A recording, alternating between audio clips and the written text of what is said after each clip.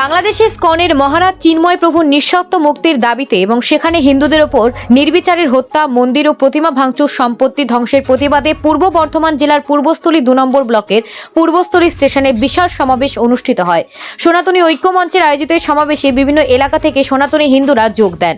মঞ্চ থেকে বক্তব্য রাখতে গিয়ে সঞ্জয় শাস্ত্রী মহারাজ বাংলাদেশের বর্তমান পরিস্থিতি নিয়ে ক্ষোভ প্রকাশ করে বলেন, আইনের শাসন নেই, দুর্বৃত্তদের হাতে ক্ষমতা গেলে এমনই হয়। তিনি বাংলাদেশের হিন্দুদের অধিকার রক্ষার দাবি জানান। অনুষ্ঠানে উপস্থিত ছিলেন হিন্দু জাগরণ মঞ্চের জেলা সংযোজক খোকনলাল বিশ্বাস, হিন্দু সমাজ সংস্কারক কর্ণধর দে, দেবাশিস অধিকারী সহ আরো বিশিষ্ট ব্যক্তিত্বরা। সমাবেশ থেকে হিন্দু নির্যাতন বন্ধে বাংলাদেশ সরকারের কাছে আন্তর্জাতিক চাপ সৃষ্টির আবেদন জানানো হয়। সনাতনী ঐক্য মঞ্চের পক্ষ থেকে ভবিষ্যতেও এমন কর্মসূচি চালিয়ে যাওয়ার বার্তা দেওয়া হয়েছে। Bureau report, news prime Times. আজকে আমাদের হচ্ছে বাংলাদেশে সনাতন ধর্মের মানুষের উপরে যে নিপীড়ন চলছে, শুধু নিপীড়ন নয়, মানে হিন্দু নিধন যেভাবে বাংলাদেশের সনাতনী মায়েদেরকে ধর্ষণ করা হচ্ছে, সনাতনী ভাই বোনদেরকে পুড়িয়ে দেওয়া হচ্ছে, বাড়ি ঘর দুয়ার জ্বালিয়ে দেওয়া হচ্ছে, মঠ মন্দির সমস্ত কিছু পুড়িয়ে তছনছ করে দেওয়া হচ্ছে, জমি জায়গা দখল করে নেওয়া হচ্ছে এবং হিন্দুদেরকে তাড়িয়ে দেওয়া হচ্ছে। তারই প্রতিবাদে আজকে সনাতনী ঐক্য মঞ্চের ডাকে আমরা পূর্বস্থলীতে সেই সনাতন সমাজের প্রতিবাদ সভা করছি। শুধু যে বাংলাদেশের ঘটনা ঘটছে নয়, পশ্চিমবঙ্গের সমস্ত জায়গায় এই ঘটনা ঘটছে। যদিও পশ্চিমবঙ্গের মিডিয়া সেগুলো অনেক কিছু চেপে যাচ্ছে এবং পশ্চিমবঙ্গের সরকারও কিছুটা চেপে যাচ্ছে। তাই আগামী দিনে পশ্চিমবঙ্গের পরিস্থিতি ভয়ঙ্কর হবে, যেভাবে জামায়াতরা জেগে উঠেছে। তার জন্য সনাতন ধর্মের মানুষকে এই দেশ ধর্ম রক্ষার জন্য এগিয়ে আসতে হবে। তার জন্য আমরা সমস্ত জায়গায় বার্তা দিচ্ছি। আর তার সাথে ভারত সরকারকে আমরা দাবি রাখছি যে অনতিবিলম্বে বাংলাদেশের সনাতনী ধর্মের মানুষদেরকে রক্ষা করতে হবে।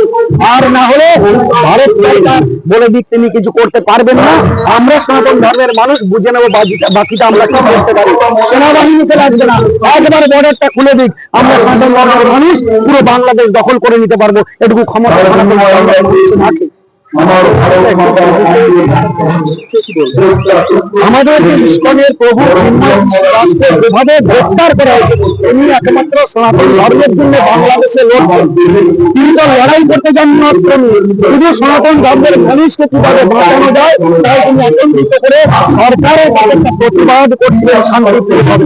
অথচ ইউনিশ সরকার, যে জামাত সরকার, জিহাদি সরকার, সেই আমাদের চিন্ময় কৃষ্ণ প্রভুকে গ্রেফতার করেছে, তার বিরুদ্ধে উকিল পর্যন্ত দিচ্ছেন না এবং তাকে নির্মম অত্যাচার করছে। এই ধিক্কার জানাই, শুধু ধিক্কার নয়, আগামী দিন যদি এমন কোন সুযোগ আসে, এই ইউনিশকে আমরা এমন শিক্ষা দেবো যে সে বুঝবে এই পৃথিবীতে জন্মগ্রহণ করা কতটা ভুল হয়েছে।